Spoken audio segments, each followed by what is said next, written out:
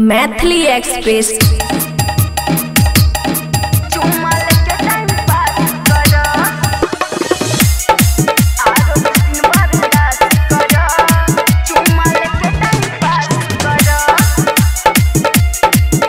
खुशी recording studio बलुआहा। गरम छमुंड तू हुलन ठन ढाई संग तू सुते खातिर करना लड़ाई ए राजा सुते खातिर करना लड़ाई। गरम छमुंड तू हुलन ठन ढाई संग तू सुते खातिर करना लड़ाई।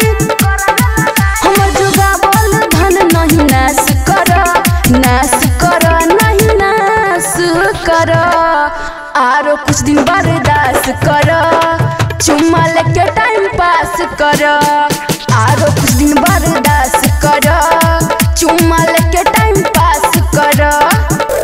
DJ good Madhubani, DJ good Madhubani, चुम्मा लेके टाइम पास कर चुम्मा लेके टाइम पास कर। छोटे छै उमिरिया हमरा सुन तू बलम हो कैसे के कही हमरा लागै छै शरम हो। छोटे छै उमिरिया हमरा सुन तू बलम हो कैसे के कही हमरा लागै छै शरम। कमर भरे दर्द विश्वास कर विश्वास कर विश्वास कर आरो कुछ दिन बर्दाश्त कर चुम्मा लेके टाइम पास कर आरो कुछ दिन बर्दाश्त कर चुम्मा लेके टाइम पास कर। DJ good Madhubani, DJ good Madhubani, चुम्मा लेके टाइम पास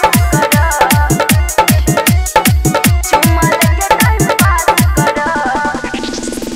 कर न जिद सैया बढ़ परेशानी कुछ दिन दूरी रह कर नहीं मनमानी कर न जिद हमरा बढ़ परेशानी कुछ दिन दूरी रह के कर नहीं मनमानी। प्रमोद प्यारे स्मृति पर विश्वास कर विश्वास कर विश्वास कर आरो कुछ दिन बर्दाश्त कर चुम्मा लेके टाइम पास कर आरो कुछ दिन बर्दाश्त कर चुम्मा लेके टाइम पास कर। खुशी रिकॉर्डिंग स्टूडियो बलुआहा।